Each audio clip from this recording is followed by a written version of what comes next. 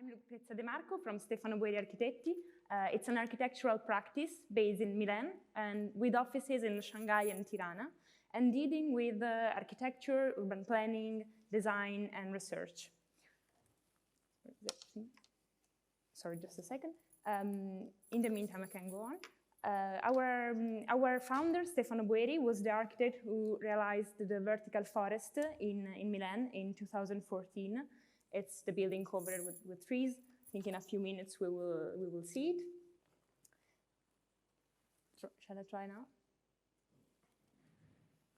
No. Sorry. I swear it's amazing, the building, so as soon as you will see it, that will be great. But in general, let's say our work is related to trying to implement the urban forestry, maybe now? No, the urban forestry strategies and nature-based solutions in cities. So we are working with trees, we are working not only with green facade, not only with shrubs, we are working with trees, trying to multiply the number of trees and connecting the existing green areas in the city.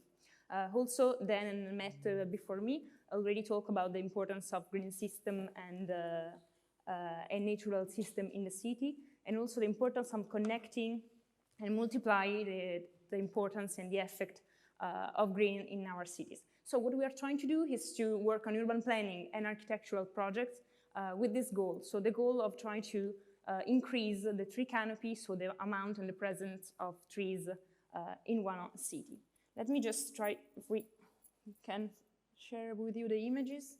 Okay, so now much better. So again, architectural practice, we are doing buildings, we are doing master plan, we are doing green system, and this is the vertical forest, the building I was telling you earlier. So it's a building hosting 800 trees and 20,000 plants in the city of Milan. But why we are working with trees? As we said, we all know the importance that cities had, in shaping and let's say being the cause of the climate change, and we also know the importance that they now can have in tackling the climate change, so in solving the problem that they caused. We are trying to focus on making cities be responsible for the change and making cities being aware and take the responsibility of a positive change, being the leaders of tackling the climate change. How? Through energy efficiency, through circular economy, but also, we believe, through urban forestry. This is Milan. You see the temperature. It's a map of the temperature of the city. The upper part is the hottest one, and the clearer one is Parco Agricolo Sud, which means the agricultural park close to the city. But you can see that the urban area, the urban surface is dramatically hot. And this is a map from the European Space Agency that took a satellite photo with a thermocamera showing how green areas in the city are the really green lungs, and they are able to reduce and cool down the city, reduce the temperature in the city, not only in the specific location where they are, but also in the surrounding area. So this map is telling us a lot about the importance that trees and green system can have in cooling down the temperature in the cities, together with all the benefits that trees have in terms of environmental services and ecosystemic services. And this is a photo that we took in a tree-lined street in Milan in August last summer, and in the same day on another city without trees. And you can see the difference. You can see that the street with the trees can reach up to 30 degrees, while the street without trees reaches 60 degrees. So there is a 30 degrees of difference in the same day, in the same summer, between a street with trees and a street without trees. So starting from this consideration and starting from the role that trees have in absorbing CO2, absorbing fine dust pollutants, and producing oxygen, as we said earlier, we are trying as much as possible to multiply the number of trees as one of the strategies with which cities can help in tackling climate change.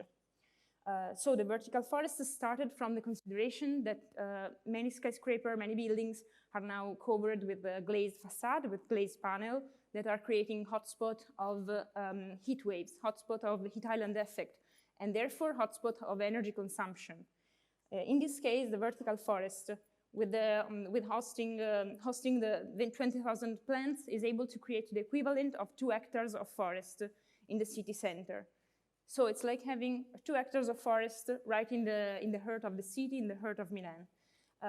This is able also to provide many environmental benefits in terms of energy consumption reduction, thanks to the shading effects of the plants that are creating shadow on the facade and therefore are reducing by 30 degrees the temperature on the facade, creating on the inside 2 or 3 degrees of reduction in the temperature in the inner apartments. This is the vertical forest area with the park in the surrounding. You see how together with 2 parks in Milan, the vertical forest system becomes one of the green lungs and one of the hotspots of biodiversity and hotspot of reduction of the temperature even in summer. These are some of the, let's say, a synthesis of some of the environmental benefit of green buildings that we are trying to work on in every project that we are carrying on. The environmental benefit of vertical forest and green buildings that we are working on was recognized as one of the icon, one of the symbol of the UN Sustainable Development Goals, especially the 11th goal, which is make city and human settlement inclusive, safe, resilient, and sustainable. So vertical forest, thanks to its environmental benefit, was, let's say, recognized as one of the solution, one of the possible solution, not the only one, not maybe the most easy to be implemented, but for sure one of the most important ways to tackle climate change in the cities and reducing the effect of the climate crisis in the cities. Everything starts from the selection and the relation with the trees, trying to understand which are the best possible conditions for the plants. So it's not just about trees on a balcony, it's about studies, about researchers, about creating the best possible habitat for the coexistence of humans and trees in the same building. This means studying with botanists, with experts, with agronomists, studying the trees, studying the condition of humidity, the irrigation system, studying the wind resistance. This, for instance, is a wind tunnel test that we did in Florida and in Politecnico di Milano, facing 150 kilometers per hour. So all the trees were tested for the power of an hurricane in order to be sure that they got the safety in terms of extreme weather condition is guaranteed. Then the trees have this tree nursery period of growth. So when the building is under construction, when the construction of the building is going forward, the trees also grow. And they grow in special pots where they learn to develop the roots in such a way that it's easy for them to live in a building in a specific condition. So this means that all the aspects, all the studies, all the things have been considered, all the issues have been considered in order to guarantee the best habitat possible for trees together with the humans in the same building. This is, for instance, a scheme showing the irrigation system, which is centralized, and thanks to a circular system, the water can be reused and recycled also for the irrigation system. Regarding the maintenance, also that was one of the aspects that we had to study, considering that the vertical forest was a challenge, was a bet. Anything like this has ever done before. So it was really a challenge that we had to study in all its factors, in all its components. And also the maintenance was at the beginning a challenge. But like what is happening with the cleaning team, cleaning the facade of a glazed skyscraper, in this case we have gardeners, flying gardeners, that are working with the maintenance 3 times per year. It doesn't require let's say, a lot of maintenance, because nature takes its own growth path, takes its own path of increasing and growing, and the leaves are having their own development once they are grown in a tree nursery for 2 years. But at the same time, this was, let's say, a new job created for those who are not afraid of vertigo or heights. These are some images showing that this is an important aspect that we took into consideration. The property of the flat of the single tenant ends where the tree and the greenery begins. So it means that the border, let's say, the limit, the threshold where the green is located is not property of the single tenant, but it's a common asset of the building. Therefore, all the green system, the irrigation, the maintenance, and the property of the green system is a common asset, it's a common good, and is managed as such in all the buildings that we are working on. Now the vertical forest has been recognized as internationally as icon of Milan, of modernity and the innovation in the city of Milan. and it's also protagonist of some comics and drawings. This is Martin Mister, I don't know if you know the comics, and there's also a Lego model showing the vertical forest. But for us, it was a starting point, not an arrival, not a point of arrival. It was just the beginning, and now we are trying to develop, as we said earlier, different strategies of implementation of green in the cities. We also work with FAO, the Food and Agricultural Organization, to promote in Mantua the first World Forum on Urban Forest, and the next one will be in October in Washington. And the idea, the aim, is try to, again, to multiply the number of trees, finding new ways of increasing the amount of trees, converting existing buildings, creating new gardens, creating new parks, using roofs as green surfaces, try to convert every possible surface that we can as much as possible from an asphalt or a concrete surface into a green surface, so to de-impermeabilize as much as possible the city. This is the result of our researches. It's Green Obsession publication that we work with. Many experts, politicians. There is also a contribution from Jane Goodall, the ethologist. The idea is to create a worldwide network, an international network of experts that are dealing from different fields of specialization, from different fields of expertise that are dealing with the same challenge, so towards the same goal of implementing in the culture of urban forestry and implementing the nature-based solutions strategies in the city.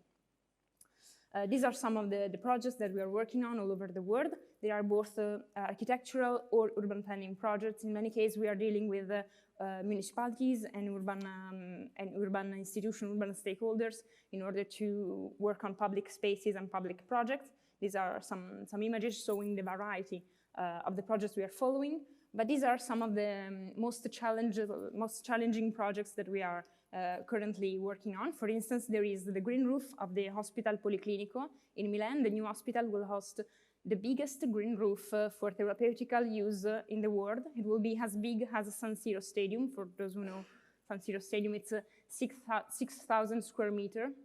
And it will host trees and plants that will be create available spaces for the patients of the hospital, their families, and all the people working in the hospital. So with a strong social value and social connection in a kind of innovative project for the hospital structure.